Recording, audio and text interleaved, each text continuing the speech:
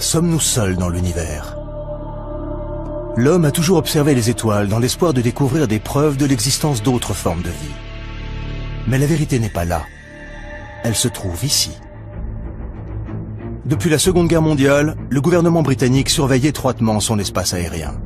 Le ministère de la Défense a conservé dans ses archives des milliers de témoignages sur des cas d'observation d'OVNI, dont certains restent à ce jour inexpliqués. Mais le secret a été levé depuis peu.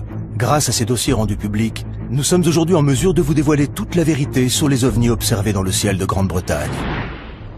Une collision aérienne évitée de justesse. Je ne sais pas ce que c'était.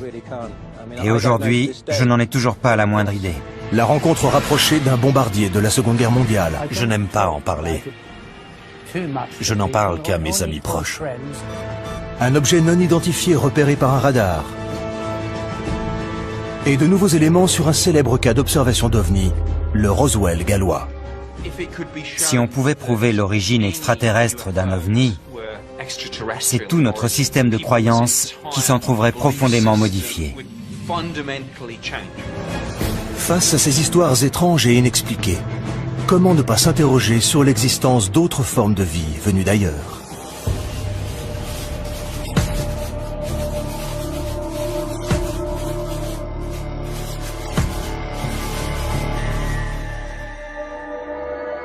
Parmi les questions les plus fréquemment posées sur Internet, 3 mots viennent en tête. Et les 2 premiers n'ont rien de surprenant. S'ils exercent un véritable pouvoir de fascination dans l'imaginaire collectif, les ovnis sont aussi les seuls de tous nos mythes du XXe siècle à avoir fait l'objet d'enquêtes, de surveillance et de manœuvres de dissimulation de la part du gouvernement. Nick Pope, qui a longtemps travaillé pour le ministère de la Défense britannique, en sait quelque chose. En 1952, le ministère de la Défense a jugé nécessaire de monter une petite unité chargée d'enquêter de manière permanente sur le phénomène des ovnis. Il existait donc bien, des années 50 aux années 2009, une petite division au sein du ministère de la Défense, le projet OVNI, chargé d'élucider les cas d'observation d'OVNI. En charge du service OVNI dans les années 90, Nick Pope a contribué à augmenter le nombre très impressionnant de dossiers que le ministère avait accumulés au fil du temps. Depuis l'ouverture de ces archives, la parole s'est libérée. Des témoins clés donnent désormais leur version des faits. Et les ufologues, sceptiques ou convaincus, sont de plus en plus nombreux à s'interroger sur ce que le ministère de la Défense a tant cherché à garder secret.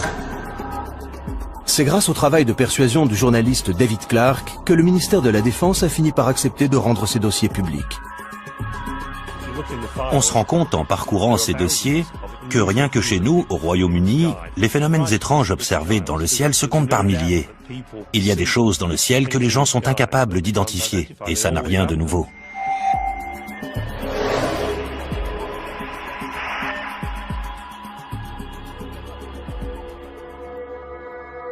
« 6 janvier 1995. 2 pilotes aux commandes d'un Boeing 737 transportant 60 passagers et effectuant la liaison Milan-Manchester signalent qu'ils viennent d'éviter de justesse une collision avec un objet non identifié. Un incident qui déstabilise les autorités britanniques. Il y a dans les dossiers du ministère de la Défense plusieurs cas de collision évités de justesse entre des avions de ligne et des objets non identifiés. Et l'incident le plus frappant est celui signalé par l'équipage d'un 737 de la British Airways. Speedbird 5061, survol des Pennines, 15 km. Ils approchaient d'une zone nuageuse, mais le ciel était encore bien dégagé, et la vision plutôt bonne, quand soudain le copilote a vu un objet illuminé comme un arbre de Noël leur arriver dessus.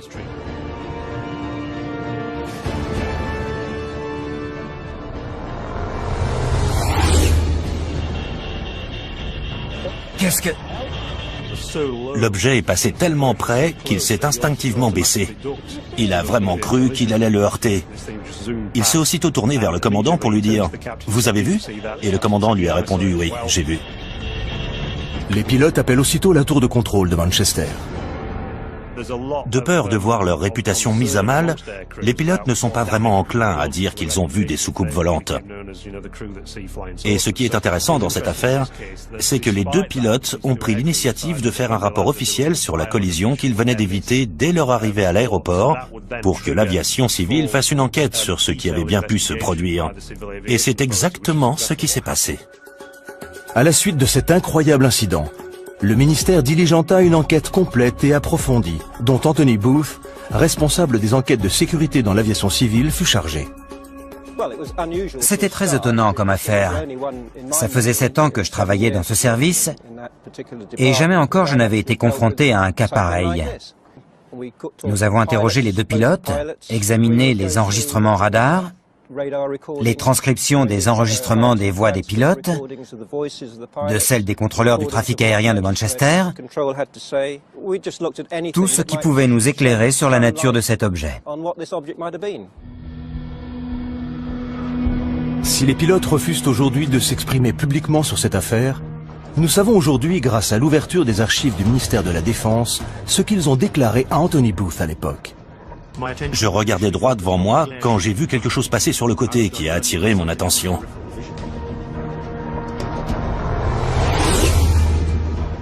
L'objet était couvert de petites lumières blanches, un peu comme un sapin de Noël. Il allait très vite, et bien que sa distance ait été difficile à estimer, il semblait très proche. Il existe une transcription des propos échangés entre le commandant du 737 et la tour de contrôle. Manchester Speedbird 5061. Nous venons de voir quelque chose passer juste au-dessus de nous, côté droit. Et Manchester a aussitôt répondu « On n'a rien sur les écrans radars ». Un appareil? Il avait des feux en tout cas, il est passé très vite à droite. Et le contrôleur leur a demandé « Au-dessus de vous ?» Pratiquement oui. Le contrôleur leur a demandé de rester vigilants, mais il n'y avait apparemment plus rien à voir. Ils devaient vraiment aller... Très vite, vu la vitesse à laquelle il a disparu. Bon, ok, très bien. Rien n'apparaît sur les écrans radars de la tour de contrôle de Manchester. Ce qui, d'après le spécialiste des radars Doug Robb, est plus qu'étonnant. Vu le nombre de radars installés à cet endroit, les chances qu'une telle activité échappe à la détection sont quasi nulles. Tout mouvement de cet ordre aurait dû déclencher une réponse radar, et ils n'ont rien détecté. Comment l'objet a-t-il pu échapper à la surveillance des radars? Les dossiers du ministère de la Défense montrent que pilotes et enquêteurs ont pourtant tout envisagé. Un deltaplane? De nuit, ce serait suicidaire. Un radar normal ne peut pas détecter un deltaplane. Une comète? Non, je pense pas. Un radar pourrait détecter un météore au moment de sa rentrée atmosphérique s'il était précisément orienté dans sa direction. Et ça aurait pu être le cas pour ce fragment qui a failli les percuter. Un avion militaire? Possible, mais ça n'y ressemblait pas. Et on est tout près d'un aéroport. Il aurait dû apparaître sur les écrans radars. Un avion espion? J'en doute. Ça y ressemblait pas. Un avion furtif n'est pas détectable par des radars normaux. Ce sont des avions top secret qui volent à l'abri des regards et qui ne s'approchent évidemment pas des avions de ligne. Un ovni? C'est malin. Je sais pas. Ils ne mentent pas. Ils ont vécu quelque chose de totalement déconcertant qu'ils n'arrivent pas à expliquer. Les dossiers montrent que la piste militaire a été sérieusement envisagée par les enquêteurs. Mais aucun document de source officielle n'a permis d'accréditer cette thèse. Un vol militaire aussi près d'un aéroport international important semble plus qu'improbable. De quel objet pouvait-il donc s'agir? Conservé dans les archives du ministère de la Défense depuis 1995, nous avons découvert les conclusions de l'enquête menée par Anthony Booth. À chaque enquête, nous étions parvenus à une conclusion satisfaisante, une conclusion ferme et définitive, ce qui n'a pas été le cas ici. Nous n'avons pas été en mesure d'établir les causes de l'incident ni d'évaluer les risques. Risque non évaluable, cause non évaluable. Ce n'est pas le genre de conclusion qu'on trouve habituellement dans un rapport officiel. Ça revient à dire, nous n'avons pas la moindre idée de ce que c'était. On ne va jamais nous croire. On va surtout se faire charrier, oui. Le groupe de travail conclut. Il ne fait aucun doute que les pilotes ont vu quelque chose et que l'objet était de taille suffisamment importante pour qu'un rapport sur une collision évitée de justesse soit rédigé. la nature de l'objet n'a malheureusement pu être identifiée. L'hypothèse d'activité extraterrestre est sans doute fascinante, mais cette question n'est pas de notre ressort. Elle devra donc être examinée par les spécialistes de ce domaine. Pour l'ufologue Nick Pope, cette absence de conclusion laisse la porte ouverte à toutes les hypothèses possibles et imaginables. Je trouve ça fou. Objet non identifié ne veut pas forcément dire vaisseau spatial extraterrestre. Mais il est clair que quelqu'un, que ce soit le commandant, le copilote, les enquêteurs de la direction de l'aviation civile ou le ministère de la Défense, il est très clair que quelqu'un, à un moment donné, s'est dit « Effectivement, pourquoi ne pas envisager la piste extraterrestre ?» Je ne sais pas ce que c'était, et je n'en ai toujours pas la moindre idée aujourd'hui. On ne peut pas prétendre tout savoir. Il est possible qu'il y ait des choses que nous ignorons encore aujourd'hui. L'enquête menée sur cette collision évitée de justesse montre à quel point le ministère de la Défense prenait ces phénomènes inexpliqués au sérieux.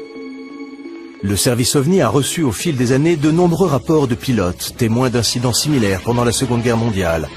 Des affaires jugées pour certaines tellement graves que les plus hautes autorités de l'État en furent informées.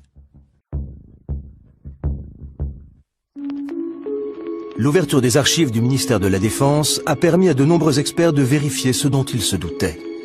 Le gouvernement britannique s'intéressait aux cas d'observation d'OVNI dès la Seconde Guerre mondiale. Je n'aime pas en parler. Je n'en parle qu'à mes amis proches ou à ceux qui, comme moi, ont participé à des raids aériens pendant la guerre.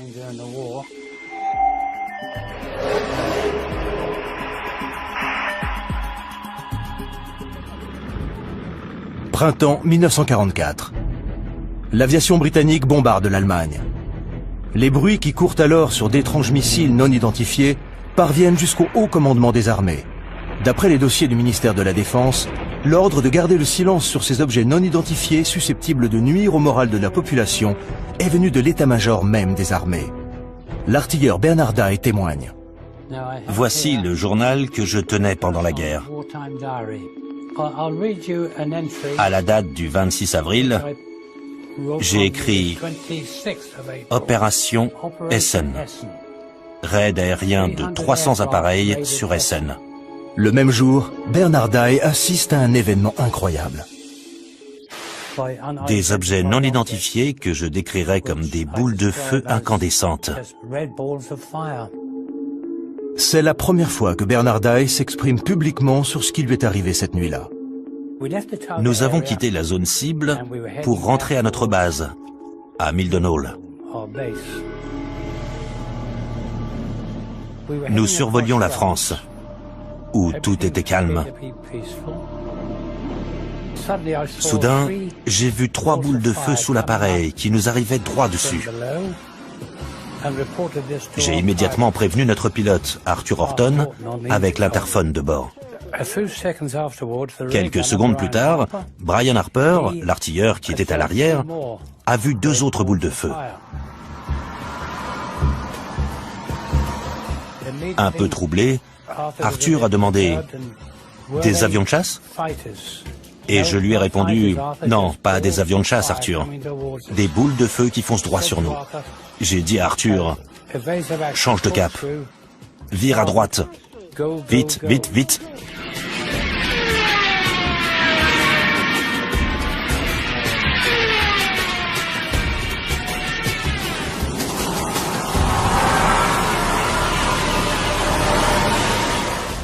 On volait à près de 500 km/h. L'appareil tremblait comme une feuille. Et on n'arrivait toujours pas à les semer. Le pilote avait peur de cramer les moteurs. Dave, l'ingénieur, a dit « Mais et les moteurs ?» Et on lui a répondu « T'occupe, fonce !» ou quelque chose dans ce goût-là, mais avec quelques noms d'oiseaux en plus. On a eu la trouille de notre vie ce jour-là. Et puis, les 5 boules de feu ont fini par perdre de leur vitesse. Elles ont disparu dans la nuit. Et on est rentré à la base sain et sauf. À notre arrivée à la base, à Milldon Hall, Nous avons été interrogés, comme le voulait la procédure habituelle, par des officiers de renseignement, qui se sont bien fichus de nous. Et le pilote, qui était passablement agacé, leur a dit « Je suis sûr que si vous aviez été avec nous, vous trouveriez ça beaucoup moins drôle. » Nous lui avons demandé s'il avait une idée de ce que c'était. J'étais vraiment perplexe. Je me suis dit que c'était peut-être de nouvelles armes de guerre que les Allemands avaient inventées. Et le cas de Bernard Dye n'est pas unique. D'autres membres d'équipage ont assisté à des phénomènes inexpliqués pendant la guerre. Une de ces affaires a même été étouffée. Et l'ordre est venu des plus hautes sphères de l'État. Winston Churchill, le Premier ministre de l'époque, avait tellement peur des fuites qu'il a demandé à ce que le rapport soit classé top secret pendant 50 ans. Monsieur Churchill a demandé à ce que le rapport soit classé top secret pendant 50 ans et qu'il reviendrait à un futur Premier ministre de réévaluer son niveau de classification. L'ordre donné par Churchill concerne un incident rapporté par l'équipage d'un avion de la Royal Air Force revenant d'une mission de reconnaissance en Allemagne.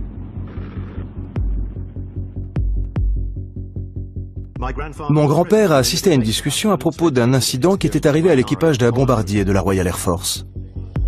Selon les dossiers du ministère de la Défense, l'histoire a d'abord été rapportée par le petit-fils du garde du corps de Churchill, qui avait assisté à une réunion d'urgence entre le Premier ministre et le général Eisenhower, commandant suprême des forces alliées en Europe, où les deux hommes avaient discuté de l'incident. Il écrivait pour savoir si le ministère pouvait confirmer cette histoire selon laquelle le garde du corps avait assisté à une discussion entre Churchill et Eisenhower à propos d'un mystérieux incident qui était arrivé à l'équipage d'un avion de reconnaissance de la Royal Air Force. Ces hommes disaient avoir vu un objet métallique arriver à leur hauteur, puis les prendre en chasse, en se comportant de manière tellement étrange qu'aucun des membres de l'équipage n'avait pu y reconnaître un appareil de l'aviation allemande ou tout autre aéronef ennemi qu'ils auraient pu connaître. Un expert en aéronautique est également présent à la réunion. Il a écarté la possibilité d'un missile, un missile ne pouvant ralentir sa course pour rester à la hauteur d'un avion moins rapide que lui. Pour Churchill, l'affaire n'ira pas plus loin. Quand l'un des participants à la réunion a évoqué la possibilité d'un objet volant non identifié, Churchill a immédiatement demandé à ce que l'incident soit classé top secret. Le dossier va même plus loin. On y apprend combien Churchill s'inquiétait de la réaction des Britanniques s'ils avaient eu vent de cette mystérieuse affaire d'OVNI. Il faut classifier l'information au plus vite, au risque qu'elle ne sème la panique au sein de la population et qu'elle ne détruise la foi des Britanniques en leur Église. D'après les dossiers du ministère de la Défense, ce n'est pas la première fois que Churchill est amené à gérer une affaire d'OVNI. En octobre 1912, d'étranges lumières avaient été aperçues au-dessus des chantiers navals de Chiemess dans l'Essex. Et Winston Churchill, qui était alors premier lord de l'amirauté, avait dû s'en occuper. Il avait d'ailleurs dû admettre devant le Parlement qu'il n'était pas en mesure d'expliquer ce qui s'était passé. Les dossiers montrent que même après la guerre, Churchill s'intéressait de près à ces phénomènes inexpliqués. Après la vague d'observations d'OVNI à Washington, qui fit la une des journaux en 1952, Churchill s'est beaucoup intéressé à ces histoires. Il a d'ailleurs envoyé une note au secrétaire d'État de l'air disant « Quel crédit faut-il accorder à ces histoires de soucoupes volantes? J'aimerais en savoir plus. Envoyez-moi un rapport quand cela vous sera possible. » Bernard Dye ignorait tout de ces affaires que Churchill prenait tant de soin à dissimuler au grand public pendant la Seconde Guerre mondiale. Nous lui avons montré le dossier du ministère de la Défense concernant Churchill. D'après ce que j'ai lu dans ce rapport, ça ressemblait vraiment beaucoup à ce que j'ai vu moi-même cette nuit-là. J'ignorais totalement que Churchill en avait été informé, mais ça ne m'étonne pas vraiment, car il s'est passé des choses vraiment étranges pendant la guerre, dont je ne peux pas être le seul à avoir été témoin. Ce qui est frappant, c'est le nombre très élevé d'incidents de ce type rapportés par les équipages dans les années 40. Des dossiers de la Royal Air Force conservés aux archives nationales mentionnent ces rapports sur des phénomènes semblables à des explosions de roquettes qu'on n'a jamais pu expliquer. Mais à la fin de la guerre, quand on a interrogé les pilotes de la Luftwaffe, certains ont raconté avoir vu des choses similaires qu'ils ont prises pour des armes secrètes ennemies. Y aurait-il une explication rationnelle à ces phénomènes observés par les équipages pendant la guerre? À l'époque, on a mis ça sur le compte de l'état de stress des pilotes et des équipages, qui, face au danger, sécrétaient de telles doses d'adrénaline que leur perception en était altérée. OVNI ou pas, ces dossiers montrent à quel point les dirigeants de la Seconde Guerre mondiale tenaient à ce que ces affaires restent secrètes. Et le temps ne changera rien à l'attitude du gouvernement face aux OVNI. 50 ans plus tard, il en aura toujours aussi peur.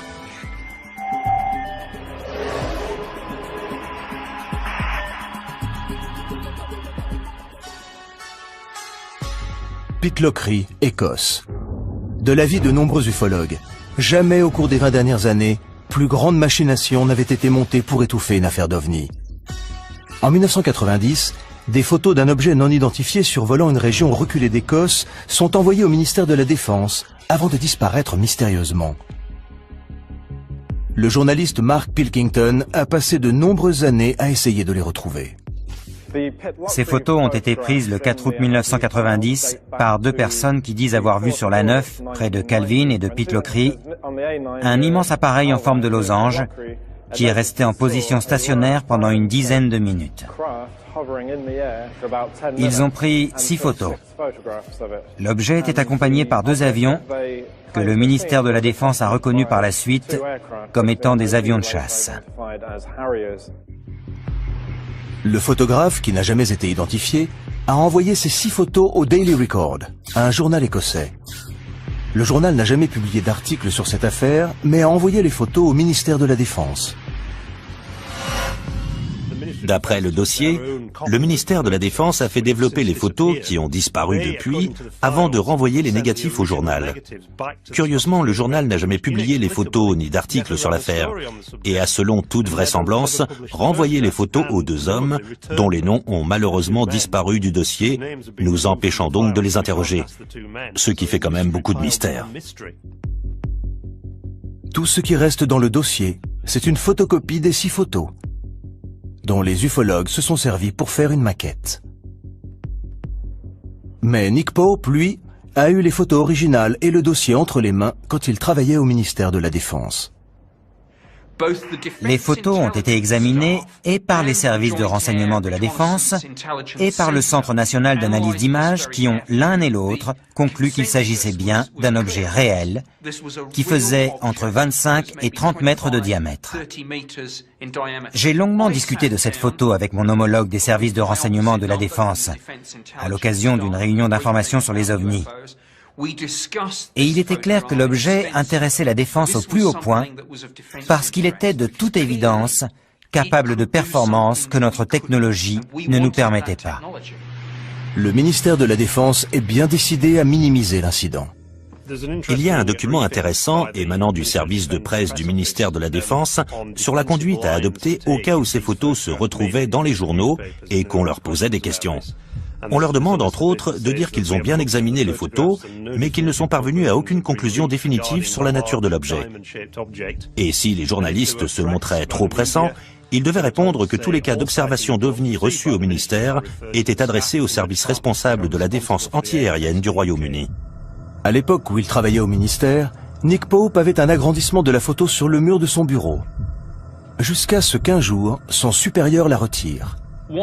On ne peut pas écarter l'éventualité d'un prototype d'avion espion américain top secret. Mon chef de service s'en est en tout cas persuadé. Pour lui, c'était un drone ou un avion secret. Et il m'a demandé de la retirer. On sait, grâce au dossier, qu'on s'interrogeait beaucoup en interne sur l'éventualité d'un avion espion appartenant aux Américains. Et pourquoi, si c'était le cas, ils n'avaient pas demandé d'autorisation avant de faire voler cette chose dans notre espace aérien. Pour Mark Pilkington, les événements de l'époque ne sont peut-être pas étrangers à l'affaire. Peut-être a-t-on pris l'objet pour ce qu'il n'était pas. C'était juste 2 jours après le début de la première guerre du Golfe, à un moment où il y avait de toute évidence d'importants déploiements de moyens aériens en direction du Moyen-Orient. Et le Royaume-Uni servait de base d'approvisionnement ou de lancement pour un grand nombre de ces avions. Comme Churchill 40 ans plus tôt, le ministère de la Défense est visiblement inquiet de la réaction de l'opinion publique. Aurait-il fait disparaître les photos de pickloquerie pour étouffer l'affaire? Il est possible que le ministère de la Défense ait détruit ces images. Soit parce qu'il pensait que c'était un avion espion américain, chose qu'on préférait nous cacher de toute évidence, soit parce qu'il n'avait effectivement pas la moindre idée de ce que c'était et qu'il aurait été trop embarrassant pour eux d'admettre qu'il y avait dans notre espace aérien des choses bien plus rapides et maniables que nos propres appareils, pour lesquels nous n'avions en plus aucune explication.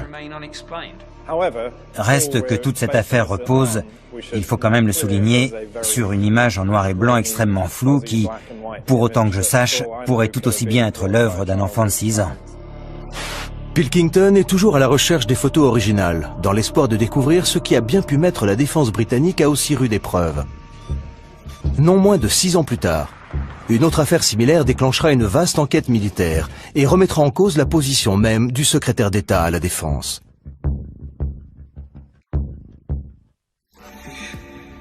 En 1996, le ministère de la Défense se retrouve embarqué dans une nouvelle affaire d'OVNI, repérée cette fois dans le ciel d'East Anglia. Une affaire qui impliquera la police, la gendarmerie maritime et la Royal Air Force, et où le secrétaire d'État à la Défense en personne sera interpellé sur son inaction.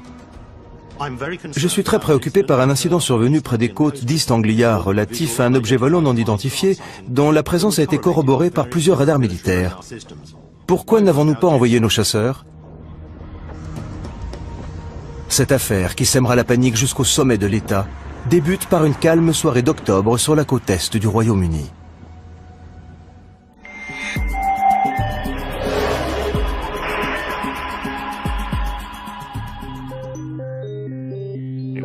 L'information est d'abord venue des services de police, comme l'indique l'extrait suivant. La police signale au petit matin d'étranges lumières rouges et vertes tournoyant dans le ciel au sud-est de Skegness. Il semble qu'elles soient très haut dans le ciel, juste au-dessus du Wash. Les agents appellent le commissariat de Skegness pour signaler les lumières. J'ai tout de suite appelé le centre de commandement de Skegness qui a prévenu la gendarmerie maritime de Yarmouth, pensant qu'il s'agissait d'un incident qui s'était produit en mer. Nous avons eu un appel vers 3h15 heure locale de la police de Skegness, qui nous signalait la présence de cette lumière au sud-est de la ville.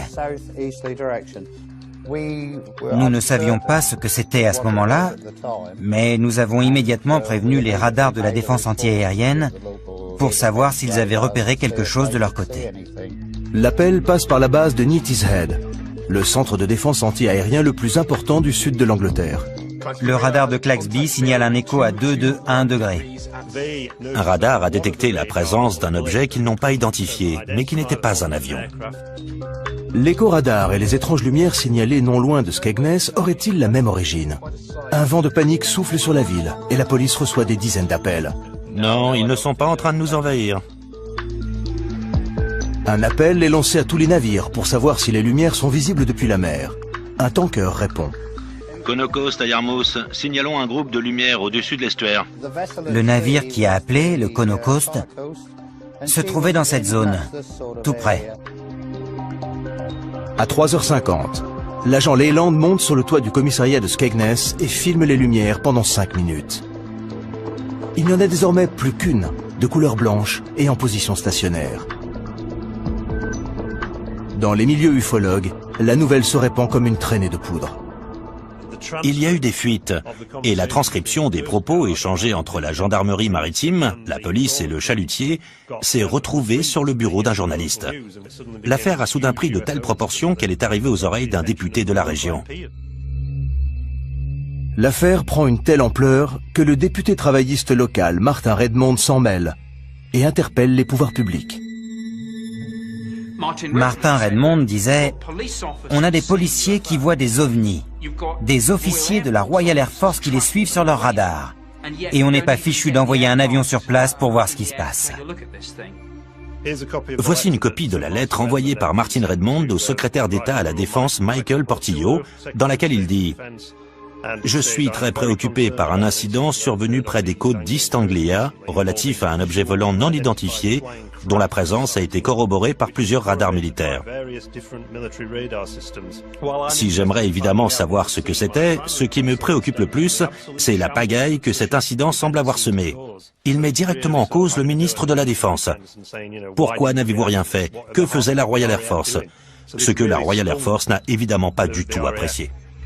La lettre provoque un véritable scandale. Le ministère de la Défense va même jusqu'à diligenter une enquête pour savoir pourquoi la Royal Air Force n'a rien fait. Doug Robb était responsable des opérations ce soir-là. Et les conclusions de l'enquête du ministère de la Défense que nous lui avons montrées ne l'ont guère surpris. Cette carte indique l'emplacement des radars autour de Boston cette nuit-là. Et il est précisé ici que c'est le radar de Claxby qui a repéré l'objet. L'objet était immobile, sur Terre. Et après enquête, on a conclu qu'il s'agissait du clocher de l'église de la paroisse, le Boston Stump, comme on l'appelle ici. Le coupable tout désigné pour le ministère de la Défense. L'église, connue dans les milieux aéronautiques sous le nom de Boston Stump, apparaît parfois sur les écrans radars selon le type de propagation utilisé. Ils ont dit que le phénomène n'avait rien à voir avec les lumières stationnaires très vives que la police et l'équipage du tanker avaient vues entre Boston et Skegness. Le rapport conclut « Rien ne justifiait l'envoi de chasseurs de la Royal Air Force ». N'en déplaise au député Martin Redmond. On déclenche la procédure dans le cas d'un appareil qui arrive à grande vitesse. Mais on n'envoie pas un chasseur sur un objet fixe, sur Terre qui plus est. On ne peut pas parler de menace.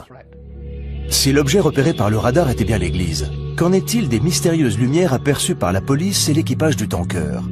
Le ministère de la Défense a minutieusement examiné les images tournées par l'agent Leyland. Cela fait penser à un lointain corps céleste. Le ministère de la Défense a fait analyser les images par l'Observatoire royal de Greenwich.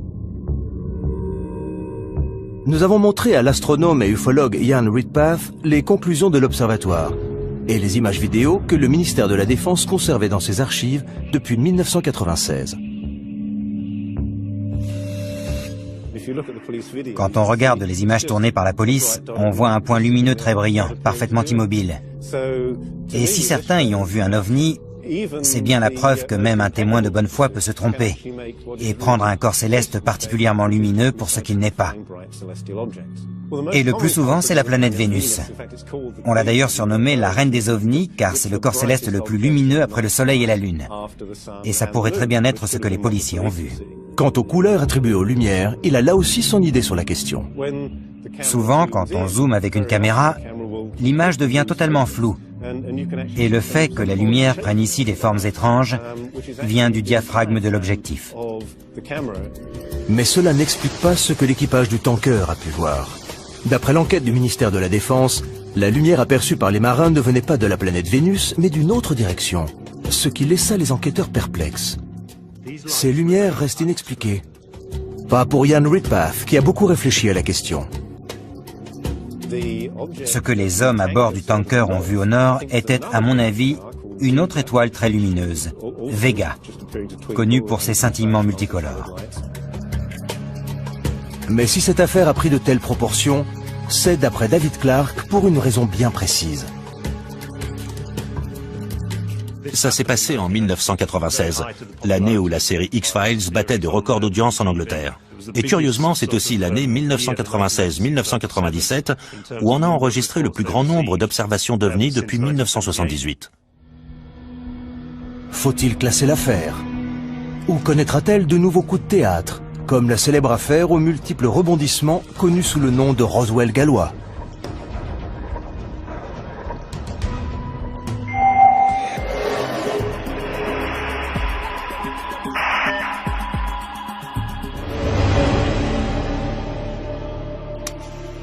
« 1974, au nord du Pays de Galles. Des milliers de témoins font état d'une violente secousse sismique et d'étranges lumières tombant du ciel. De l'avis de certains ufologues, il s'agirait d'un crash d'OVNI, affaire que le gouvernement aurait depuis cherché à étouffer. Il y a eu une terrible explosion et une violente secousse qui a fait trembler toute la maison. J'ai eu l'impression que ça passait juste au-dessus de nous. J'ai cru que la maison allait s'effondrer. J'ai vu des lumières tomber du ciel là-bas, au-dessus des montagnes. 24 janvier 1974 à 21h50, heure GMT. 5 corps incandescents sont aperçus dans le ciel. De nouvelles révélations viennent de remettre l'affaire sur le devant de la scène. Désigné comme le principal témoin de l'incident de Berwyn, Hugh Lloyd, fils d'agriculteur, avait 14 ans au moment des faits. Il était 20h30 quand Hugh et son père ont senti la violente secousse qui fit trembler toute la maison. Près de 40 ans plus tard, Hugh se souvient de ce jour comme si c'était hier. Il y a d'abord eu un bruit sourd, et tout de suite après, la maison s'est mise à trembler violemment. La lumière a vacillé et l'image de la télévision a disparu. Il n'y avait plus que de la neige sur l'écran. On était mort de trouille, on n'avait pas la moindre idée de ce qui se passait. Enoch a dit, il a dû y avoir une explosion, et le téléphone s'est mis à sonner. C'était les voisins qui voulaient savoir si on avait ressenti la même chose. Et puis une vingtaine de minutes plus tard, quelqu'un a frappé à la porte. Bonsoir. Bonsoir. C'était un agent de police. Il nous a dit qu'on leur avait signalé un accident aérien du côté de Berwyn et qu'il avait besoin de notre Land Rover pour s'y rendre. Comme je n'avais que 14 ans, j'ai dit à Enoch, il vaut mieux que ce soit toi qui conduise.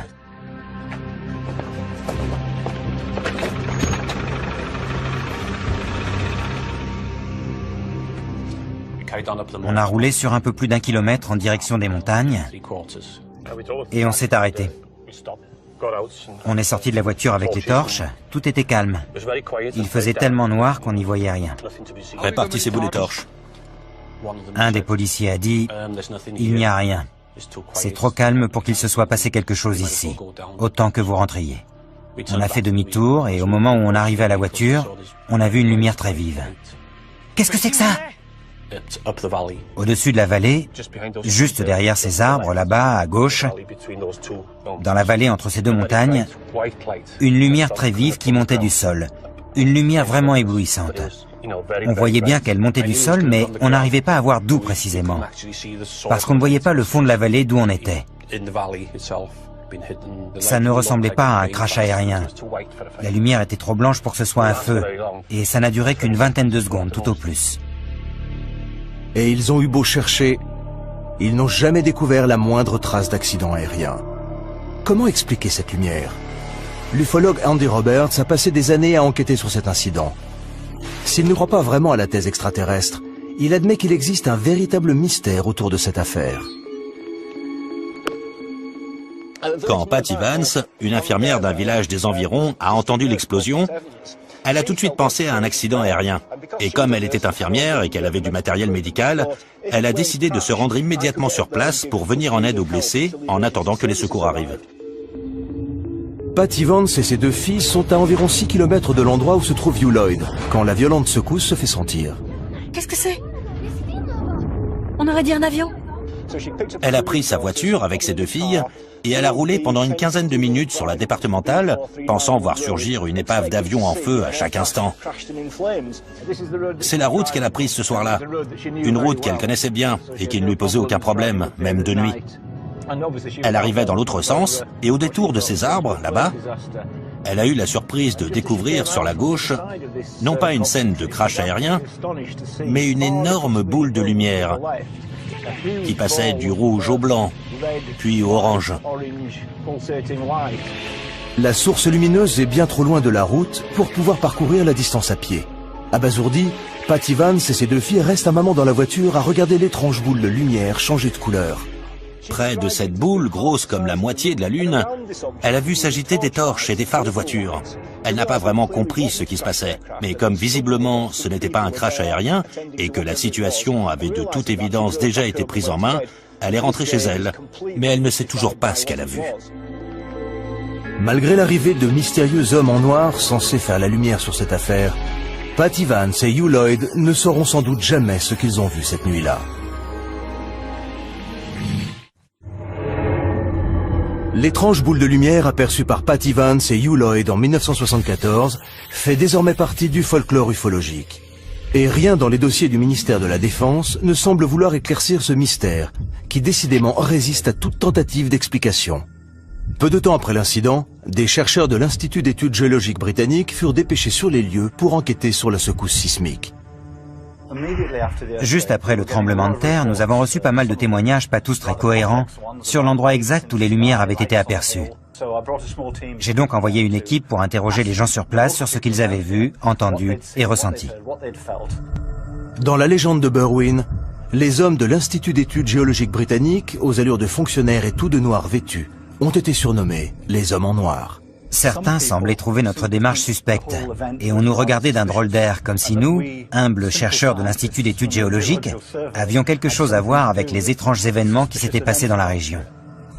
Nous avons retrouvé dans les dossiers du ministère de la Défense le compte-rendu de Chris Browett sur son entretien avec l'infirmière Patty Vance. Dans le compte-rendu que j'ai rédigé à l'époque, Patty Vance disait qu'elle avait effectivement ressenti la secousse, mais qu'elle avait surtout eu très peur d'une lumière qu'elle avait vue dans le ciel. Une grosse boule de lumière d'un rouge incandescent. Ça, c'est la photocopie d'une carte que nous avons beaucoup utilisée lors de nos déplacements. Elle nous permettait de localiser l'endroit où l'interview avait eu lieu et de savoir ce que la personne avait vu, entendu et ressenti à cet endroit précis. La découverte de cette carte, conservée dans les archives du ministère de la Défense, a été une véritable révélation. On y voit que les lumières aperçues par Patty Vance et Hugh Lloyd sont apparues simultanément à un endroit très précis. L'ufologue Andy Roberts est retourné à l'endroit où Patty Vance et ses filles avaient vu la boule de lumière en 1974. Le même endroit où elle a raconté son aventure à Andy Roberts en 1998. Quand j'ai amené Patty Vance ici en 1998 et qu'elle m'a raconté son histoire, je l'ai prise en photo. Une photo où elle montre du doigt l'endroit où elle a vu ce qu'elle a vu en 1974. Et on voit qu'elle indique cette direction, là où la police et les agriculteurs sont eux-mêmes venus voir ce qui se passait. Patty Vance était sur la route qui va de Languenock à Welshpool, qui se trouve juste là, derrière ces arbres, là-bas. Donc si elle était à cet endroit-là, elle a sûrement vu la même chose que nous, parce que c'est pile dans l'alignement. Je suis sûr et certain qu'elle a vu les mêmes lumières que nous. On découvre dans les dossiers la piste privilégiée par le ministère de la Défense pour expliquer l'explosion et les mystérieuses lumières. Les recherches menées dans la zone concernée n'ont montré aucune trace d'impact. De l'avis de l'organisme britannique de météorologie, il pourrait cependant s'agir d'un bolide, à savoir un météore qui se désintègre pendant sa chute dans l'atmosphère. Selon une enquête menée parallèlement par la Société britannique d'astronomie, il est probable que le météore se soit désintégré au-dessus de Manchester et que son apparition ait été précédée à 20h30 par une secousse sismique dans les montagnes de Berwyn, n'ayant aucun lien avec la chute du météore. Le rapport fait donc état de deux événements distincts qui, par le plus grand des hasards, se sont produits la même nuit. Un météore qui se désintègre dans l'atmosphère et une secousse sismique. Cette incroyable coïncidence, deux phénomènes naturels distincts, un météore et une secousse sismique, se produisant simultanément, peut-elle expliquer à elle seule le mystère de Berwyn? Pour les partisans de la piste ufologique, il est évident que non. Les dossiers ne répondent en rien à la principale question soulevée par cette affaire. D'où provenait cette lumière montant du sol? Ce que Patty Vance a vu reste un mystère. Je n'imagine pas une seconde qu'il puisse s'agir d'un ovni. Encore que, dans le cas présent, il faudrait d'ailleurs plutôt parler d'un objet terrestre non identifié. Le mystère reste entier. Qu'on ait voulu privilégier la piste extraterrestre ou la thèse plus rationnelle du tremblement de terre et des météores, il faut quand même bien admettre que nous ne savons toujours pas ce qui a bien pu émettre cette lumière pendant au moins 10 bonnes minutes. Peut-on aujourd'hui parler d'affaires classées face à toutes ces questions restées sans réponse? Je pense que l'affaire Berwyn est loin d'être classée aux yeux du grand public. Il y a des gens qui, aujourd'hui, sont convaincus que l'ouverture de ces archives fait même partie d'une campagne de désinformation de la part du ministère de la Défense qui continue à vouloir nous cacher la vérité sur les ovnis. À terme, le ministère de la Défense s'est engagé à rendre tous les dossiers OVNI publics. Mais nous dévoilera-t-il vraiment tous ces secrets? Et sommes-nous réellement prêts à ne plus croire aux ovnis? Pour certains, les ovnis sont parmi nous, et ce pour un long moment encore. Jusqu'à ce que les vrais extraterrestres débarquent, sans doute. Il y a des gens qui disent que si on nous distille ces informations au compte-gouttes, c'est pour nous préparer au jour où on nous annoncera que ces choses existent vraiment.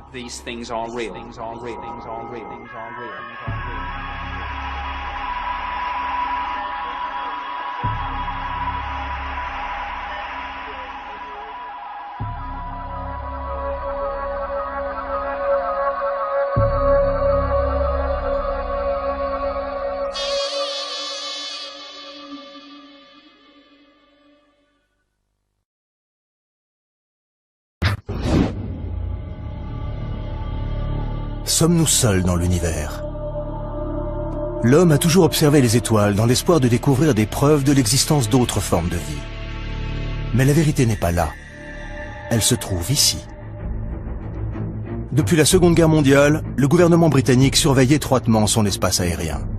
Le ministère de la Défense a conservé dans ses archives des milliers de témoignages sur des cas d'observation d'ovnis, dont certains restent à ce jour inexpliqués. Mais le secret a été levé depuis peu. Grâce à ces dossiers rendus publics, nous sommes aujourd'hui en mesure de vous dévoiler toute la vérité sur les ovnis observés dans le ciel de Grande-Bretagne. Une collision aérienne évitée de justesse. Je ne sais pas ce que c'était. Et aujourd'hui, je n'en ai toujours pas la moindre idée. La rencontre rapprochée d'un bombardier de la Seconde Guerre mondiale. Je n'aime pas en parler. Je n'en parle qu'à mes amis proches. Un objet non identifié repéré par un radar. Et de nouveaux éléments sur un célèbre cas d'observation d'OVNI, le Roswell gallois. Si on pouvait prouver l'origine extraterrestre d'un OVNI, c'est tout notre système de croyances qui s'en trouverait profondément modifié. Face à ces histoires étranges et inexpliquées, comment ne pas s'interroger sur l'existence d'autres formes de vie venues d'ailleurs?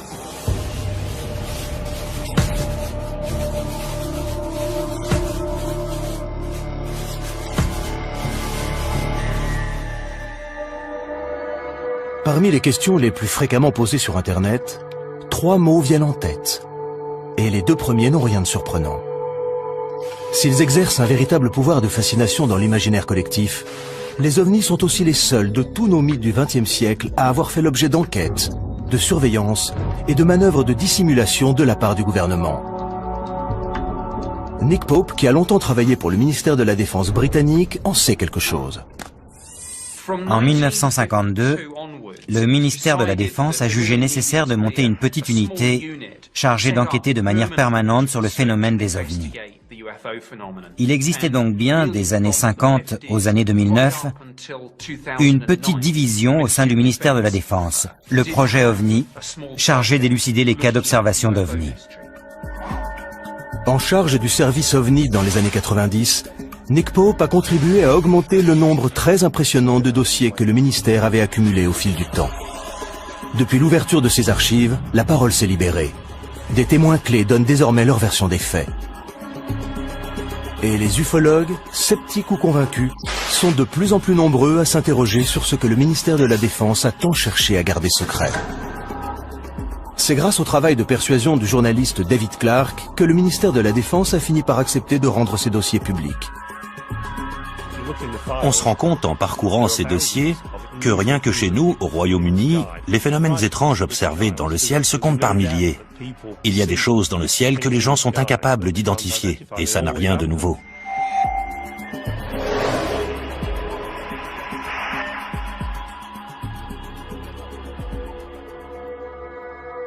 « 6 janvier 1995.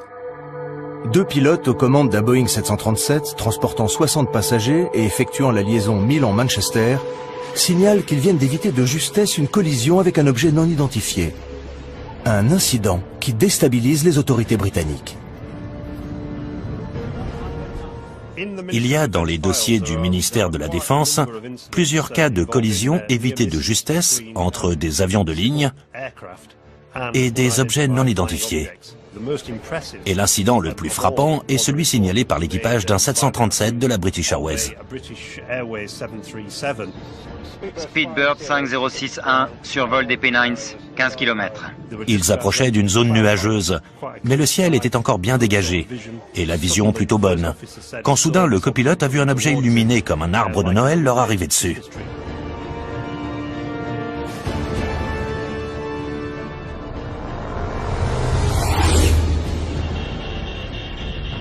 Qu'est-ce que... L'objet est passé tellement près qu'il s'est instinctivement baissé. Il a vraiment cru qu'il allait le heurter. Il s'est aussitôt tourné vers le commandant pour lui dire « Vous avez vu ?» Et le commandant lui a répondu « Oui, j'ai vu ». Les pilotes appellent aussitôt la tour de contrôle de Manchester. De peur de voir leur réputation mise à mal, les pilotes ne sont pas vraiment enclins à dire qu'ils ont vu des soucoupes volantes. Et ce qui est intéressant dans cette affaire, c'est que les deux pilotes ont pris l'initiative de faire un rapport officiel sur la collision qu'ils venaient d'éviter dès leur arrivée à l'aéroport, pour que l'aviation civile fasse une enquête sur ce qui avait bien pu se produire. Et le contrôleur leur a demandé de rester vigilants, mais il n'y avait apparemment plus rien à voir. Il devait vraiment aller... Très vite, vu la vitesse à laquelle il a disparu. Bon, ok, très bien. Rien n'apparaît sur les écrans radars de la tour de contrôle de Manchester. Ce qui, d'après le spécialiste des radars Doug Robb, est plus qu'étonnant. Vu le nombre de radars installés à cet endroit, les chances qu'une telle activité échappe à la détection sont quasi nulles. Tout mouvement de cet ordre aurait dû déclencher une réponse radar, et ils n'ont rien détecté. Comment l'objet a-t-il pu échapper à la surveillance des radars? Les dossiers du ministère de la Défense montrent que pilotes et enquêteurs ont pourtant tout envisagé. Un deltaplane? De nuit, ce serait suicidaire. Un radar normal ne peut pas détecter un deltaplane. Une comète? Non, je pense pas. Un radar pourrait détecter un météore au moment de sa rentrée atmosphérique s'il était précisément orienté dans sa direction. Et ça aurait pu être le cas pour ce fragment qui a failli les percuter. Un avion militaire? Possible, mais ça n'y ressemblait pas. Et on est tout près d'un aéroport. Il aurait dû apparaître sur les écrans radars. Un avion espion? J'en doute. Ça y ressemblait pas. Un avion furtif n'est pas détectable par des radars normaux. Ce sont des avions top secrets qui volent à l'abri des regards et qui ne s'approchent évidemment pas des avions de ligne. Un ovni? C'est malin. Je sais pas. C'est exactement ce qui s'est passé. À la suite de cet incroyable incident, le ministère diligenta une enquête complète et approfondie, dont Anthony Booth, responsable des enquêtes de sécurité dans l'aviation civile, fut chargé. C'était très étonnant comme affaire. Ça faisait 7 ans que je travaillais dans ce service et jamais encore je n'avais été confronté à un cas pareil. Nous avons interrogé les deux pilotes, examiné les enregistrements radars, les transcriptions des enregistrements des voix des pilotes, de celles des contrôleurs du trafic aérien de Manchester, tout ce qui pouvait nous éclairer sur la nature de cet objet. Si les pilotes refusent aujourd'hui de s'exprimer publiquement sur cette affaire, nous savons aujourd'hui, grâce à l'ouverture des archives du ministère de la Défense, ce qu'ils ont déclaré à Anthony Booth à l'époque. Je regardais droit devant moi quand j'ai vu quelque chose passer sur le côté qui a attiré mon attention.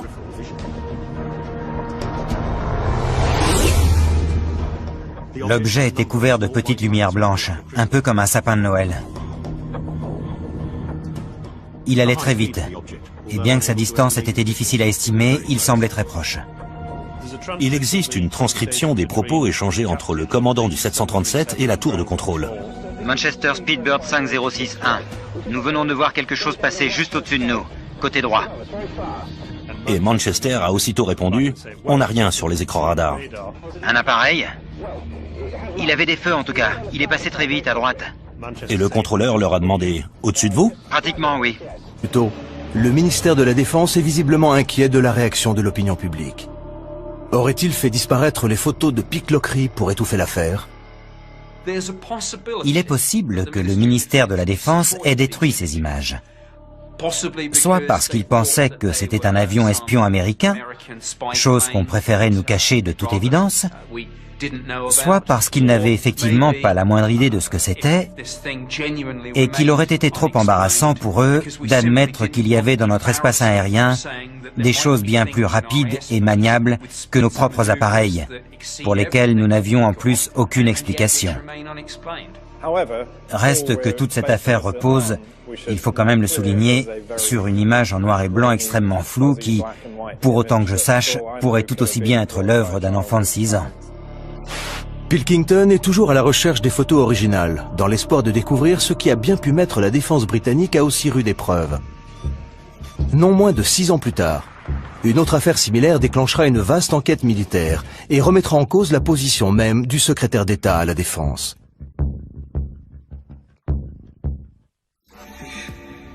En 1996, le ministère de la Défense se retrouve embarqué dans une nouvelle affaire d'OVNI, repérée cette fois dans le ciel d'East Anglia. Une affaire qui impliquera la police, la gendarmerie maritime et la Royal Air Force, et où le secrétaire d'État à la Défense en personne sera interpellé sur son inaction. Je suis très préoccupé par un incident survenu près des côtes d'East Anglia relatif à un objet volant non identifié dont la présence a été corroborée par plusieurs radars militaires. Pourquoi n'avons-nous pas envoyé nos chasseurs ? Cette affaire, qui sèmera la panique jusqu'au sommet de l'État, débute par une calme soirée d'octobre sur la côte est du Royaume-Uni.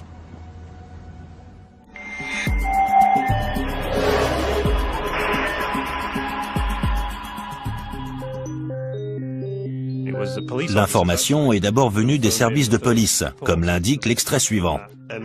La police signale au petit matin d'étranges lumières rouges et vertes tournoyant dans le ciel au sud-est de Skegness. Il semble qu'elles soient très haut dans le ciel, juste au-dessus du Wash. Les agents appellent le commissariat de Skegness pour signaler les lumières. J'ai tout de suite appelé le centre de commandement de Skegness qui a prévenu la gendarmerie maritime de Yarmouth, pensant qu'il s'agissait d'un incident qui s'était produit en mer. Nous avons eu un appel vers 3h15 heure locale de la police de Skegness, qui nous signalait la présence de cette lumière au sud-est de la ville. Nous ne savions pas ce que c'était à ce moment-là, mais nous avons immédiatement prévenu les radars de la défense antiaérienne pour savoir s'ils avaient repéré quelque chose de leur côté. L'appel passe par la base de Neatishead. Sommes-nous seuls dans l'univers? L'homme a toujours observé les étoiles dans l'espoir de découvrir des preuves de l'existence d'autres formes de vie. Mais la vérité n'est pas là. Elle se trouve ici.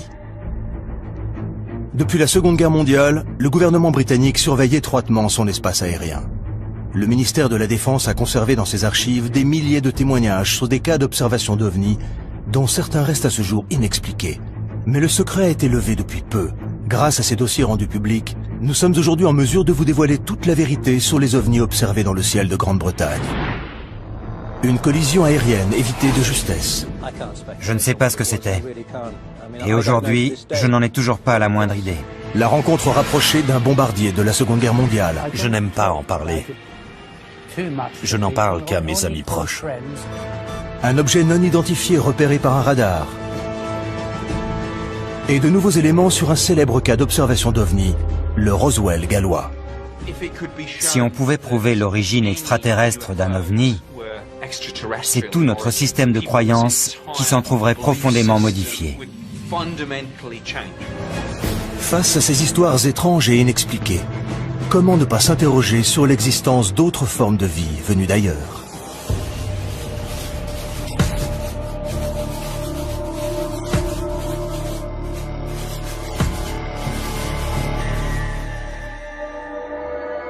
Parmi les questions les plus fréquemment posées sur Internet, 3 mots viennent en tête. Et les 2 premiers n'ont rien de surprenant. S'ils exercent un véritable pouvoir de fascination dans l'imaginaire collectif, les ovnis sont aussi les seuls de tous nos mythes du XXe siècle à avoir fait l'objet d'enquêtes, de surveillance et de manœuvres de dissimulation de la part du gouvernement. Nick Pope, qui a longtemps travaillé pour le ministère de la Défense britannique, en sait quelque chose. En 1952, le ministère de la Défense a jugé nécessaire de monter une petite unité chargée d'enquêter de manière permanente sur le phénomène des ovnis. Il existait donc bien, des années 50 aux années 2009, une petite division au sein du ministère de la Défense, le projet OVNI, chargé d'élucider les cas d'observation d'OVNI. En charge du service OVNI dans les années 90, Nick Pope a contribué à augmenter le nombre très impressionnant de dossiers que le ministère avait accumulés au fil du temps. Depuis l'ouverture de ces archives, la parole s'est libérée. Des témoins clés donnent désormais leur version des faits. Et les ufologues, sceptiques ou convaincus, sont de plus en plus nombreux à s'interroger sur ce que le ministère de la Défense a tant cherché à garder secret. C'est grâce au travail de persuasion du journaliste David Clark que le ministère de la Défense a fini par accepter de rendre ses dossiers publics. Près d'un aéroport, il aurait dû apparaître sur les écrans radars. Un avion espion? J'en doute. Ça y ressemblait pas. Un avion furtif n'est pas détectable par des radars normaux. Ce sont des avions top secret qui volent à l'abri des regards et qui ne s'approchent évidemment pas des avions de ligne. Un ovni? C'est malin. Je sais pas. Ils ne mentent pas. Ils ont vécu quelque chose de totalement déconcertant qu'ils n'arrivent pas à expliquer. Les dossiers montrent que la piste militaire a été sérieusement envisagée par les enquêteurs. Mais aucun document de source officielle n'a permis d'accréditer cette thèse. Un vol militaire aussi près d'un aéroport international important semble plus qu'improbable. De quel objet pouvait-il donc s'agir? Conservé dans les archives du ministère de la Défense depuis 1995, nous avons découvert les conclusions de l'enquête menée par Anthony Booth. À chaque enquête, nous étions parvenus à une conclusion satisfaisante, une conclusion ferme et définitive, ce qui n'a pas été le cas ici. Nous n'avons pas été en mesure d'établir les causes de l'incident ni d'évaluer les risques. Risque non évaluable, cause non évaluable. Ce n'est pas le genre de conclusion qu'on trouve habituellement dans un rapport officiel. Ça revient à dire, nous n'avons pas la moindre idée de ce que c'était. On ne va jamais nous croire. On va surtout se faire charrier, oui. Le groupe de travail conclut. Il ne fait aucun doute que les pilotes ont vu quelque chose et que l'objet était de taille suffisamment importante pour qu'un rapport sur une collision évitée de justesse soit rédigé. La nature de l'objet n'a malheureusement pu être identifiée. L'hypothèse d'activité extraterrestre est sans doute fascinante, mais cette question n'est pas de notre ressort. Elle devra donc être examinée par les spécialistes de ce domaine. Pour l'ufologue Nick Pope, cette absence de conclusion laisse la porte ouverte à toutes les hypothèses possibles et imaginables. Je trouve ça fou. Objet non identifié ne veut pas forcément dire vaisseau spatial extraterrestre. Mais il est clair que quelqu'un, que ce soit le commandant, le copilote, les enquêteurs de la direction de l'aviation civile ou le ministère de la Défense, il est très clair que quelqu'un, à un moment donné, s'est dit « Effectivement, pourquoi ne pas envisager la piste extraterrestre ?» Je ne sais pas ce que c'était, et je n'en ai toujours pas la moindre idée aujourd'hui. On ne peut pas prétendre tout savoir. Il est possible qu'il y ait des choses que nous ignorons encore aujourd'hui. L'enquête menée sur cette collision évitée de justesse montre à quel point le ministère de la Défense prenait ces phénomènes inexpliqués au sérieux. Le service OVNI a reçu au fil des années de nombreux rapports de pilotes, témoins d'incidents similaires pendant la Seconde Guerre mondiale. Des affaires jugées pour certaines tellement graves que les plus hautes autorités de l'État en furent informées. Des pilotes et des équipages qui, face au danger, secrétaient de telles doses d'adrénaline que leur perception en était altérée. OVNI ou pas, ces dossiers montrent à quel point les dirigeants de la Seconde Guerre mondiale tenaient à ce que ces affaires restent secrètes. Et le temps ne changera rien à l'attitude du gouvernement face aux OVNI. 50 ans plus tard, il en aura toujours aussi peur.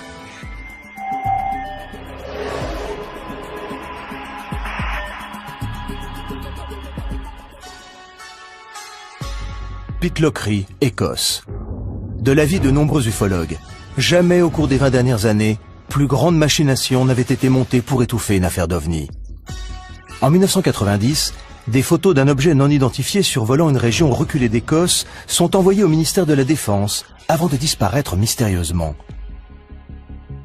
Le journaliste Mark Pilkington a passé de nombreuses années à essayer de les retrouver. Ces photos ont été prises le 4 août 1990 par deux personnes qui disent avoir vu sur la 9, près de Calvin et de Pitlochry, un immense appareil en forme de losange qui est resté en position stationnaire pendant une dizaine de minutes. Ils ont pris 6 photos. L'objet était accompagné par 2 avions que le ministère de la Défense a reconnus par la suite comme étant des avions de chasse. Le photographe, qui n'a jamais été identifié, a envoyé ces 6 photos au Daily Record, un journal écossais. Le journal n'a jamais publié d'article sur cette affaire, mais a envoyé les photos au ministère de la Défense. D'après le dossier, le ministère de la Défense a fait développer les photos qui ont disparu depuis avant de renvoyer les négatifs au journal. Curieusement, le journal n'a jamais publié les photos ni d'articles sur l'affaire et a, selon toute vraisemblance, renvoyé les photos aux 2 hommes dont les noms ont malheureusement disparu du dossier, nous empêchant donc de les interroger. Ce qui fait quand même beaucoup de mystère. Tout ce qui reste dans le dossier, c'est une photocopie des 6 photos, dont les ufologues se sont servis pour faire une maquette. Mais Nick Pope, lui, a eu les photos originales et le dossier entre les mains quand il travaillait au ministère de la Défense. Les photos ont été examinées et par les services de renseignement de la Défense et par le Centre national d'analyse d'images qui ont l'un et l'autre conclu qu'il s'agissait bien d'un objet réel qui faisait entre 25 et 30 mètres de diamètre. J'ai longuement discuté de cette photo avec mon homologue des services de renseignement de la Défense à l'occasion d'une réunion d'information sur les ovnis. Et il était clair que l'objet intéressait la Défense au plus haut point parce qu'il était de toute évidence capable de performances que notre technologie ne nous permet pas. S'il ne croit pas vraiment à la thèse extraterrestre, il admet qu'il existe un véritable mystère autour de cette affaire. Quand Patty Vance, une infirmière d'un village des environs, a entendu l'explosion, elle a tout de suite pensé à un accident aérien.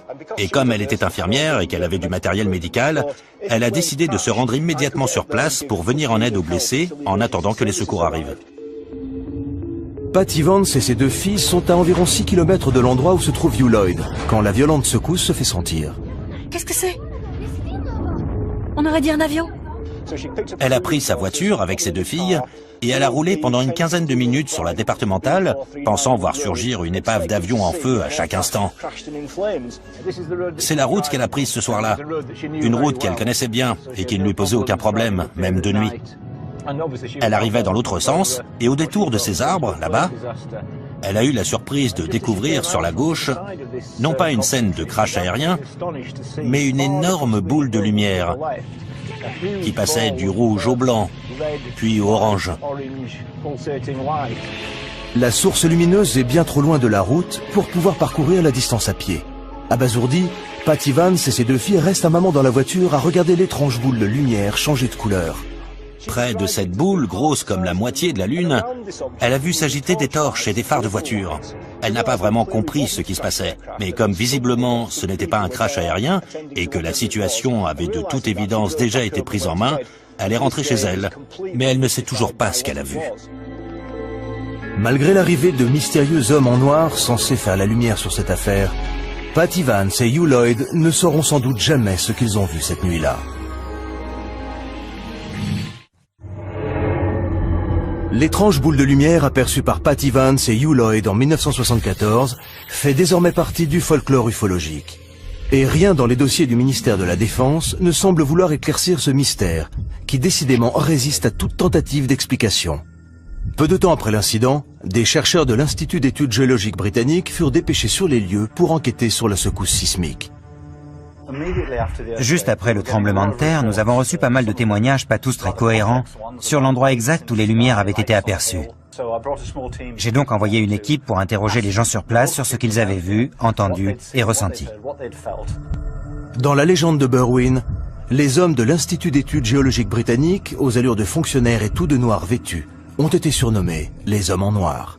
Certains semblaient trouver notre démarche suspecte et on nous regardait d'un drôle d'air, comme si nous, humbles chercheurs de l'Institut d'études géologiques, avions quelque chose à voir avec les étranges événements qui s'étaient passés dans la région. Nous avons retrouvé dans les dossiers du ministère de la Défense le compte-rendu de Chris Browett sur son entretien avec l'infirmière Patty Vance. J'aimerais évidemment savoir ce que c'était. Ce qui me préoccupe le plus, c'est la pagaille que cet incident semble avoir semée. Il met directement en cause le ministre de la Défense.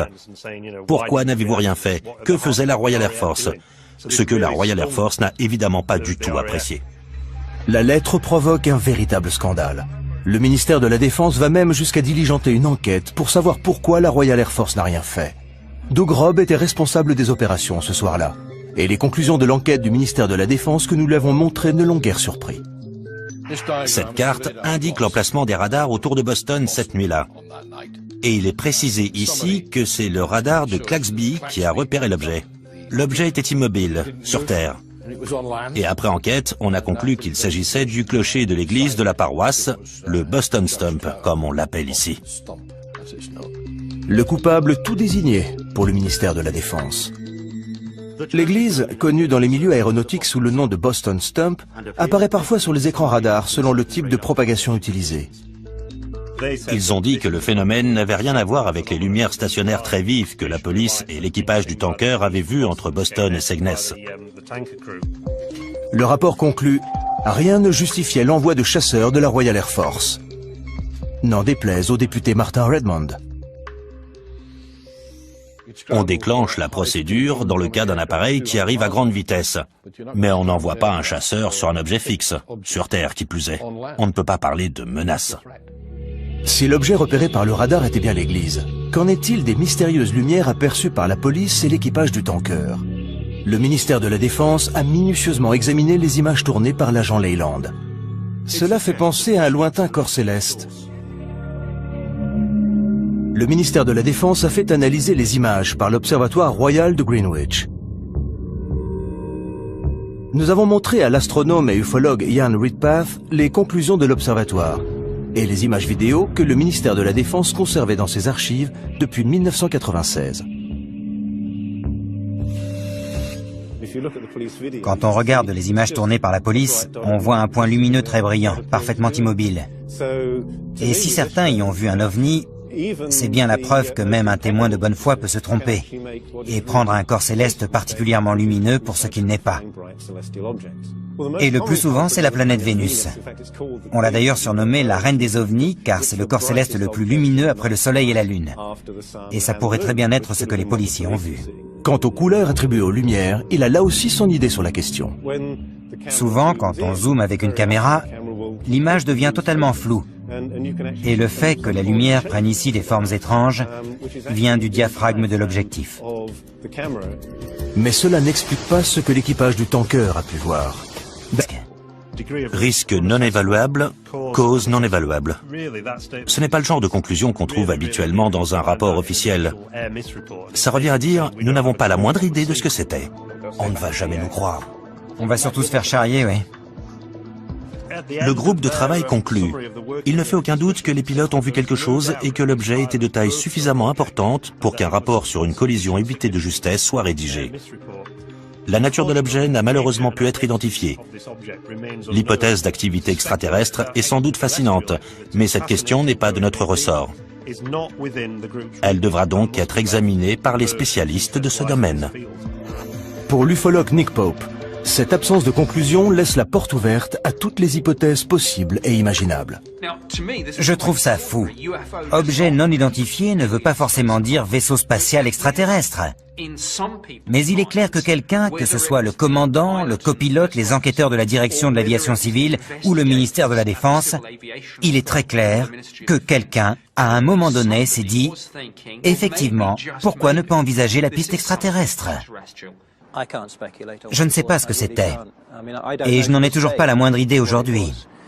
On ne peut pas prétendre tout savoir.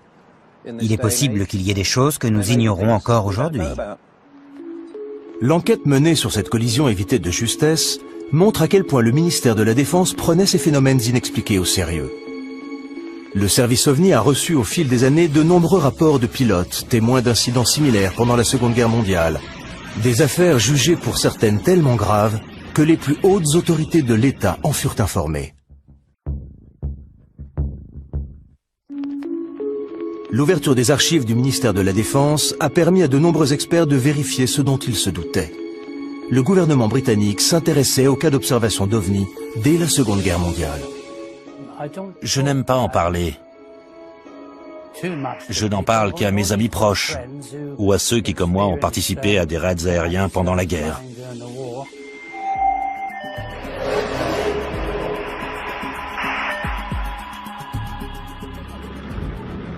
Printemps 1944. L'aviation britannique bombarde l'Allemagne. Les bruits qui courent alors sur d'étranges missiles non identifiés parviennent jusqu'au haut commandement des armées. D'après les dossiers du ministère de la Défense, l'ordre de garder le silence sur ces objets non identifiés susceptibles de nuire au moral de la population est venu de l'état-major même des armées. L'artilleur Bernard Day témoigne. Voici le journal que je tenais pendant la guerre. À la date du 26 avril, j'ai écrit « Opération Essen », raid aérien de unique. D'autres membres d'équipage ont assisté à des phénomènes inexpliqués pendant la guerre. Une de ces affaires a même été étouffée. Et l'ordre est venu des plus hautes sphères de l'État. Winston Churchill, le Premier ministre de l'époque, avait tellement peur des fuites qu'il a demandé à ce que le rapport soit classé top secret pendant 50 ans. Monsieur Churchill a demandé à ce que le rapport soit classé top secret pendant 50 ans et qu'il reviendrait à un futur Premier ministre de réévaluer son niveau de classification. L'ordre donné par Churchill concerne un incident rapporté par l'équipage d'un avion de la Royal Air Force revenant d'une mission de reconnaissance en Allemagne.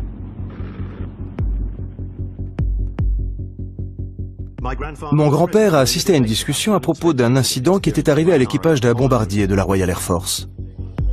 Selon les dossiers du ministère de la Défense, l'histoire a d'abord été rapportée par le petit-fils du garde du corps de Churchill, qui avait assisté à une réunion d'urgence entre le Premier ministre et le général Eisenhower, commandant suprême des forces alliées en Europe, où les deux hommes avaient discuté de l'incident. Il écrivait pour savoir si le ministère pouvait confirmer cette histoire selon laquelle le garde du corps avait assisté à une discussion entre Churchill et Eisenhower à propos d'un mystérieux incident qui était arrivé à l'équipage d'un avion de reconnaissance de la Royal Air Force.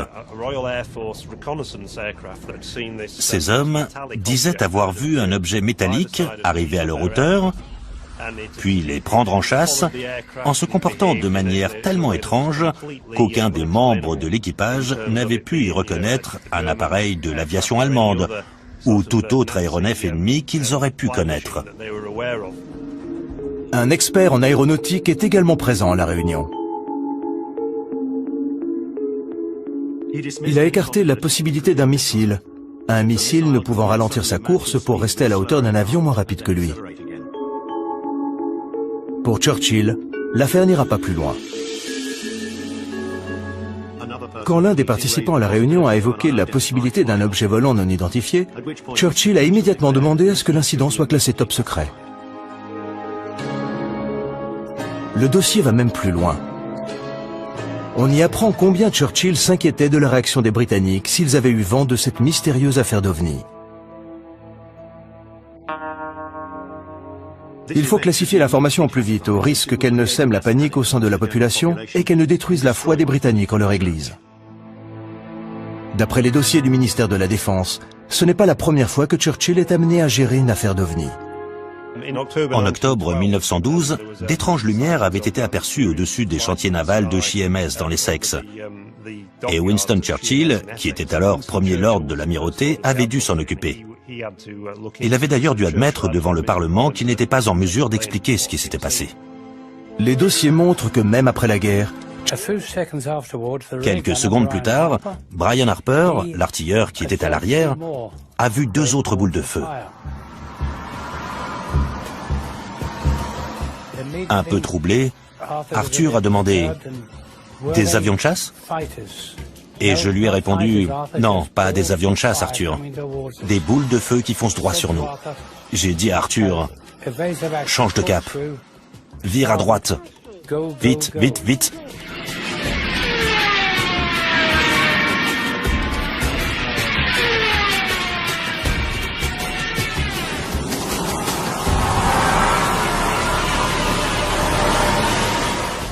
On volait à près de 500 km/h. L'appareil tremblait comme une feuille. et on n'arrivait toujours pas à les semer. Le pilote avait peur de cramer les moteurs. Dave, l'ingénieur, a dit « Mais et les moteurs ?» Et on lui a répondu « T'occupe, fonce !» ou quelque chose dans ce goût-là, mais avec quelques noms d'oiseaux en plus. On a eu la trouille de notre vie ce jour-là. Et puis, les 5 boules de feu ont fini par perdre de leur vitesse. Elles ont disparu dans la nuit. Et on est rentré à la base sain et sauf. À notre arrivée à la base, à Mildenhall, nous avons été interrogés, comme le voulait la procédure habituelle, par des officiers de renseignement, qui se sont bien fichus de nous. Et le pilote, qui était passablement agacé, leur a dit « Je suis sûr que si vous aviez été avec nous, vous trouveriez ça beaucoup moins drôle. » Nous lui avons demandé s'il avait une idée de ce que c'était. J'étais vraiment perplexe. Je me suis dit que c'était peut-être de nouvelles armes de guerre que les Allemands avaient inventées. Et le cas de Bernard Dye n'est pas unique. D'autres membres d'équipage ont assisté à des phénomènes inexpliqués pendant la guerre. Une de ces affaires a même été étouffée. Et l'ordre est venu des plus hautes sphères de l'État. Winston Churchill, le Premier ministre de l'époque, avait tellement peur des fuites qu'il a demandé à ce que le rapport soit classé top secret pendant 50 ans. Monsieur Churchill a demandé à ce que le rapport soit classé top secret pendant 50 ans et qu'il reviendrait à un futur Premier ministre de réévaluer son niveau de classification. L'ordre donné par Churchill concerne un incident rapporté par l'équipage d'un avion de la Royal Air Force revenant d'une mission de reconnaissance en Allemagne.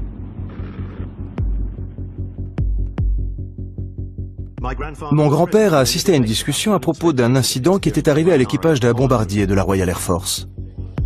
Selon les dossiers du ministère de la Défense, l'histoire a d'abord été rapportée par le petit-fils du garde du corps de Churchill, qui avait assisté à une réunion d'urgence entre le premier... qu'ils avaient vu, entendu et ressenti. Dans la légende de Berwyn, les hommes de l'Institut d'études géologiques britanniques, aux allures de fonctionnaires et tout de noir vêtus, ont été surnommés les hommes en noir. Certains semblaient trouver notre démarche suspecte, et on nous regardait d'un drôle d'air, comme si nous, humbles chercheurs de l'Institut d'études géologiques, avions quelque chose à voir avec les étranges événements qui s'étaient passés dans la région.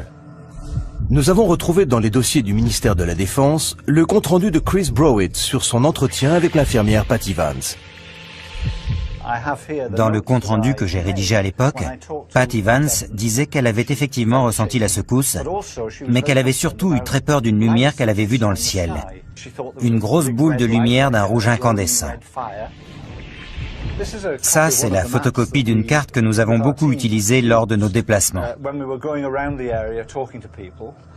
Elle nous permettait de localiser l'endroit où l'interview avait eu lieu et de savoir ce que la personne avait vu, entendu et ressenti à cet endroit précis. La découverte de cette carte, conservée dans les archives du ministère de la Défense, a été une véritable révélation. On y voit que les lumières aperçues par Patty Vance et Hugh Lloyd sont apparues simultanément à un endroit très précis. L'ufologue Andy Roberts est retourné à l'endroit où Patty Vance et ses filles avaient vu la boule de lumière en 1974. Le même endroit où elle a raconté son aventure à Andy Roberts en 1998. Quand j'ai amené Patty Vance ici, en 1998, et qu'elle m'a raconté son histoire, je l'ai prise en photo. Une photo où elle montre du doigt l'endroit où elle a vu ce qu'elle a vu en 1974. Et on voit qu'elle indique cette direction, là où la police et les agriculteurs sont eux-mêmes venus voir ce qui se passait. Patty Vance était sur la route qui va de Languenock à Welshpool, qui se trouve juste là, derrière ces arbres, là-bas. Donc si elle était à cet endroit-là, elle a sûrement vu la même chose que nous, parce que c'est pile dans l'alignement. Je suis sûr et certain qu'elle a vu les mêmes lumières que nous. On découvre dans les dossiers la piste privilégiée par le ministère de la Défense pour expliquer l'explosion et les mystérieuses lumières. Les recherches menées dans la zone concernée n'ont montré aucune trace d'impact. De l'avis de l'organisme britannique de météorologie, il pourrait cependant s'agir d'un bolide, à savoir un météore qui se désintègre pendant sa chute dans l'atmosphère. Selon une enquête menée parallèlement par la Société britannique d'astronomie, il est probable que le météore se soit désintégré au-dessus de Manchester et que son apparition ait été précédée à 20h30 par une secousse sismique dans les montagnes de Berwyn, n'ayant aucun lien avec la chute du météore. Le rapport fait donc état de deux événements distincts Et nous avons immédiatement prévenu les radars de la défense antiaérienne pour savoir s'ils avaient repéré quelque chose de leur côté. L'appel passe par la base de Neatishead, le centre de défense anti-aérien le plus important du sud de l'Angleterre. Le radar de Claxby signale un écho à 2,1 degrés. Un radar a détecté la présence d'un objet qu'ils n'ont pas identifié, mais qui n'était pas un avion. L'écho-radar et les étranges lumières signalées non loin de Skegness auraient-ils la même origine? Un vent de panique souffle sur la ville et la police reçoit des dizaines d'appels. Non, ils ne sont pas en train de nous envahir. Un appel est lancé à tous les navires pour savoir si les lumières sont visibles depuis la mer. Un tanker répond. Conocost à Yarmouth, signalons un groupe de lumière au-dessus de l'estuaire. Le navire qui a appelé, le Conocost, se trouvait dans cette zone, tout près. À 3h50, l'agent Leyland monte sur le toit du commissariat de Skegness et filme les lumières pendant 5 minutes. Il n'y en a désormais plus qu'une, de couleur blanche et en position stationnaire. Dans les milieux ufologues, la nouvelle se répand comme une traînée de poudre. Il y a eu des fuites, et la transcription des propos échangés entre la gendarmerie maritime, la police et le chalutier s'est retrouvée sur le bureau d'un journaliste. L'affaire a soudain pris de telles proportions qu'elle est arrivée aux oreilles d'un député de la région. L'affaire prend une telle ampleur que le député travailliste local, Martin Redmond, s'en mêle et interpelle les pouvoirs publics. Martin Redmond disait « On a des policiers qui voient des ovnis, des officiers de la Royal Air Force qui les suivent sur leur radar. Et on n'est pas fichu d'envoyer un avion sur place pour voir ce qui se passe. » Voici une copie de la lettre envoyée par Martin Redmond au secrétaire d'État à la Défense Michael Portillo, dans laquelle il dit « Je suis très préoccupé par un incident survenu près des côtes d'East Anglia, relatif à un objet volant non identifié, dont la présence a été corroborée par plusieurs radars militaires. Si j'aimerais évidemment savoir ce que c'était, ce qui me préoccupe le plus, c'est la pagaille que cet incident semble avoir semée. Il met directement en cause le ministre de la Défense. Pourquoi n'avez-vous rien fait? Que faisait la Royal Air Force? Ce que la Royal Air Force n'a évidemment pas du tout apprécié. La lettre provoque un véritable scandale. Le ministère de la Défense va même jusqu'à diligenter une enquête pour savoir pourquoi la Royal Air Force n'a rien fait. Doug Robb était responsable des opérations ce soir-là, et les conclusions de l'enquête du ministère de la Défense que nous lui avons montrées ne l'ont guère surpris. Cette carte indique l'emplacement des radars autour de Boston cette nuit-là. Et il est précisé ici que c'est le radar de Claxby qui a repéré l'objet. L'objet était immobile, sur Terre. Et après enquête, on a conclu qu'il s'agissait du clocher de l'église de la paroisse, le Boston. Le service OVNI a reçu au fil des années de nombreux rapports de pilotes, témoins d'incidents similaires pendant la Seconde Guerre mondiale. Des affaires jugées pour certaines tellement graves que les plus hautes autorités de l'État en furent informées. L'ouverture des archives du ministère de la Défense a permis à de nombreux experts de vérifier ce dont ils se doutaient. Le gouvernement britannique s'intéressait aux cas d'observation d'OVNI dès la Seconde Guerre mondiale. Je n'aime pas en parler. Je n'en parle qu'à mes amis proches, ou à ceux qui, comme moi, ont participé à des raids aériens pendant la guerre.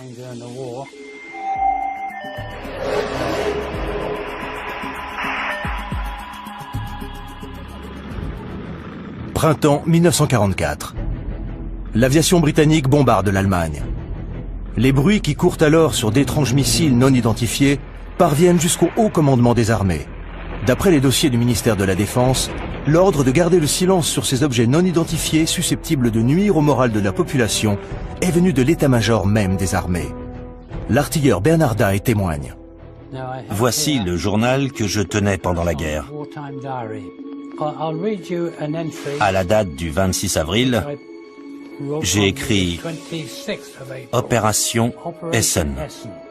Raid aérien de 300 appareils sur Essen. Le même jour, Bernard Dye assiste à un événement incroyable. Des objets non identifiés que je décrirais comme des boules de feu incandescentes. C'est la première fois que Bernard Dye s'exprime publiquement sur ce qui lui est arrivé cette nuit-là. Nous avons quitté la zone cible pour rentrer à notre base, à Milldon Hall. Nous survolions la France, où tout était calme. Soudain, j'ai vu 3 boules de feu sous l'appareil qui nous arrivaient droit dessus. J'ai immédiatement prévenu notre pilote, Arthur Horton, avec l'interphone de bord. Quelques secondes plus tard, Brian Harper, l'artilleur qui était à l'arrière, a vu 2 autres boules de feu. Un peu troublé, Arthur a demandé « Des avions de chasse ?» Et je lui ai répondu « Non, pas des avions de chasse, Arthur. Des boules de feu qui foncent droit sur nous. » J'ai dit à Arthur « Change de cap. Vire à droite. Vite, vite, vite. »